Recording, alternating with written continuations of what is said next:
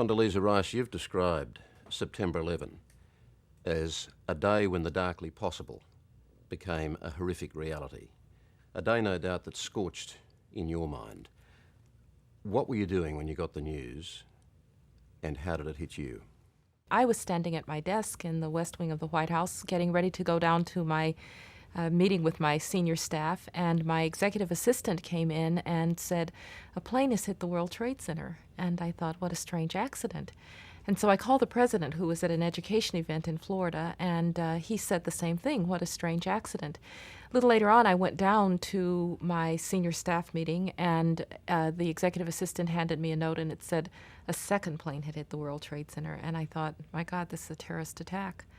And the next few hours are like a blur. I remember going into the situation support room to try to reach the National Security Council principals to get them together, and turning around, and there was a picture on television of a plane having hit the Pentagon.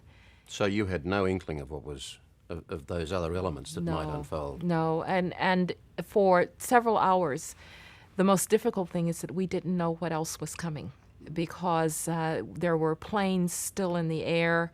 We were trying to ground civil aviation. There were still planes in the air. Some were supposedly not responding properly to command to go to the ground. So it was a very tense environment.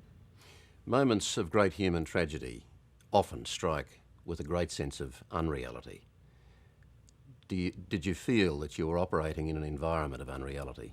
I certainly felt that I was operating in an environment of unreality. I'm a specialist in international politics. I've done dozens of simulations of crisis and war. I worked for the Joint Chiefs of Staff. I've been on the National Security Council before.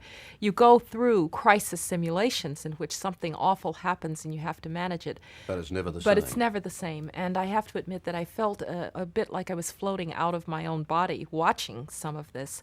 And as I got down to the bunker, when the plane hit the Pentagon, the Secret Service came in and they said, there is a plane headed for the White House, we believe. You have to go to the bunker. The vice president is already there. And when I got there and saw the vice president, I started to do the things that you have to do to manage a crisis. But I have to say that it still seems like an experience that happened to someone else. It must have been a particularly deep shock when the most powerful military machine that the world has ever seen was struck at its heart. It was first and foremost a shock that we were so vulnerable. It was secondly, of course, a shock that people using means that cost them, as the president has said, less than the cost of a single tank could inflict such danger. And third, it was a surprise. And though we knew a great deal about al-Qaeda, we knew that they were trying to hurt us, it was still a surprise how they did it. And it's an important warning to all of us that surprise is always a factor in major attacks, no matter how well prepared you may think you are. I know that you've had no confirmation one way or the other, or I don't think you have, but do you believe that it is likely that Osama bin Laden is dead? I really don't know if he's dead or alive. The president may have put it best when he said, if he's alive, we'll still get him, and if he's dead, then we got him. I think we just have to assume that we don't know.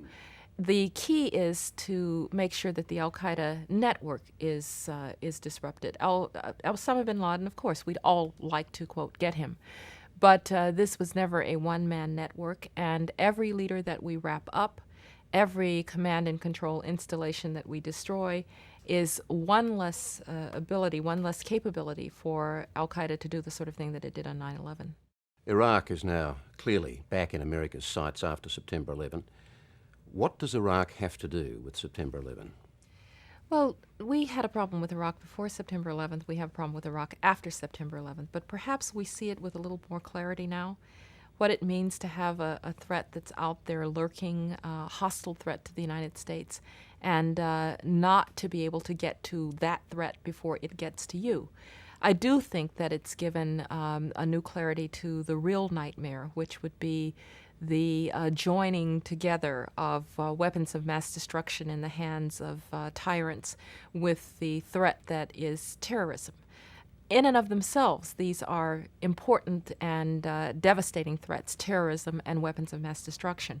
if they were ever to come together, it would make September 11th look like child's play. And so I do think we've had a new clarity of purpose about Iraq, but Iraq has been a problem for the international community since 1991 and all of the years in between in which Saddam Hussein has been flaunting his international obligations undertaken after he lost the Gulf War.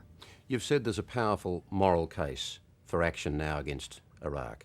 But before you act, don't you have a moral imperative also to show clear proof that Saddam Hussein is doing what you suspect he's doing? What we have a moral imperative to do is to be certain that the United States, with all of its great power at this point, is leaving a secure environment and a peaceful environment. The burden of proof for what Saddam Hussein is or is not possessing is not on the United States or Australia even or in the case UN. Of potentially preemptive action? Saddam Hussein signed on in 1991 to a disarmament regime.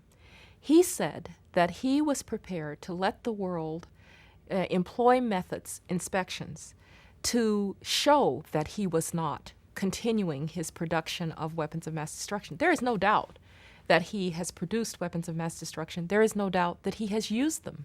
He is the only leader, the only regime, his regime is the only one in many, many years to use a weapon of mass destruction, chemical weapons against his own people. And so he has a history. He said in what he signed on to in order to cease hostilities in 1991 that he would permit the world to see that he was no longer building weapons of mass destruction, that he was no longer building facilities to get them, and then he threw the inspectors out. And for 4 years, there has been no way to certify that he is disarming.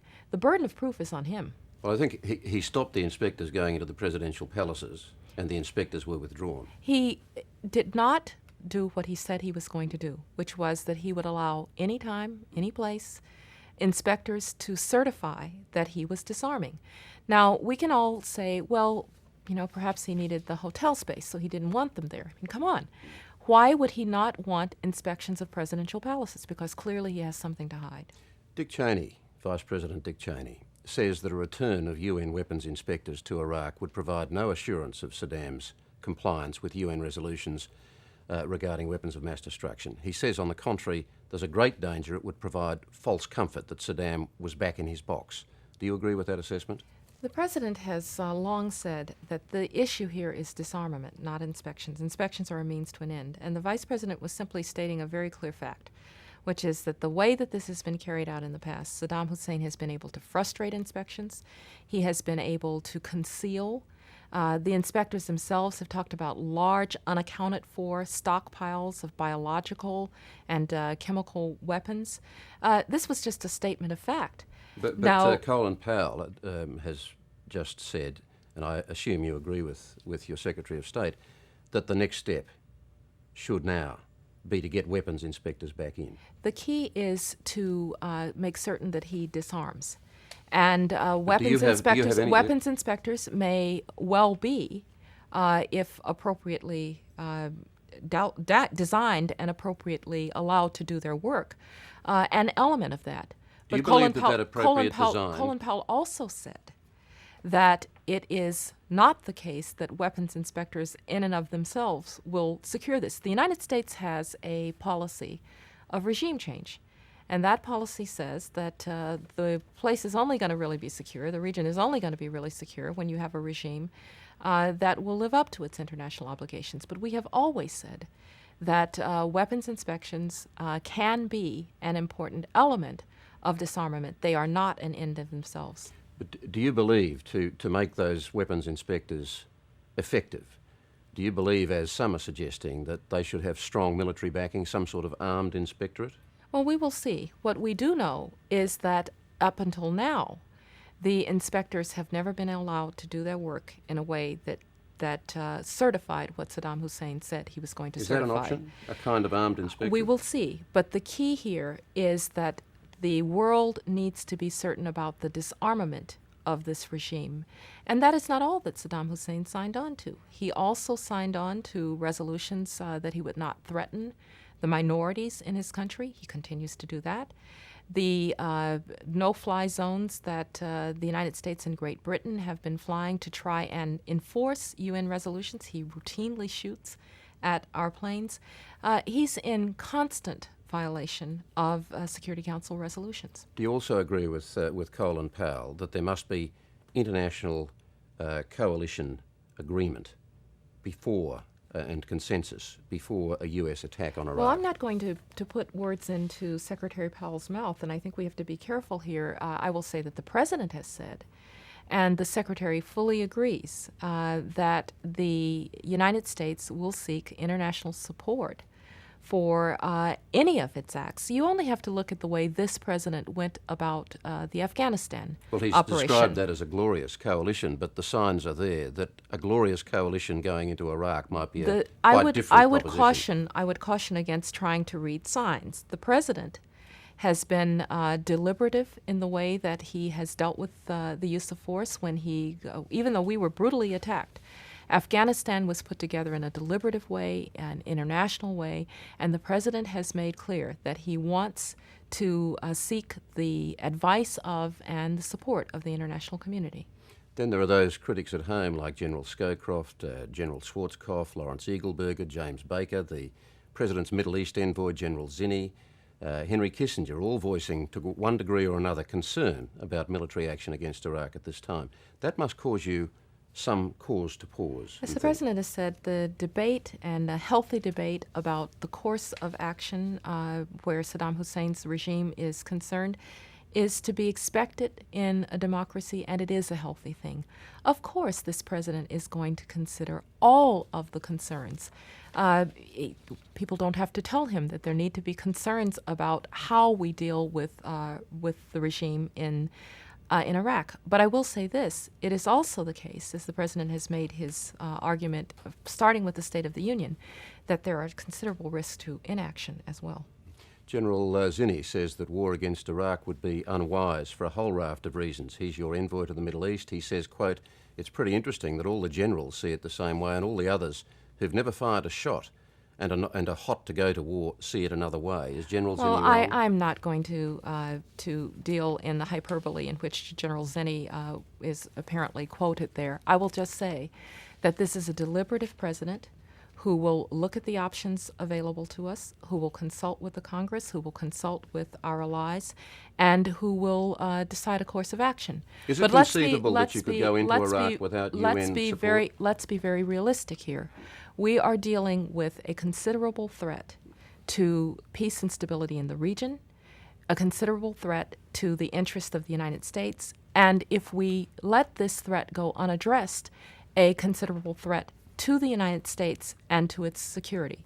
That is something that the American president cannot allow to stand. And the only decision that the president has made is that the status quo is unacceptable. How close do you believe the president is to making a firm decision on Iraq? The president will make his decision when he makes his decision. Condoleezza Rice, thank you very much for talking to us. Thank you very much.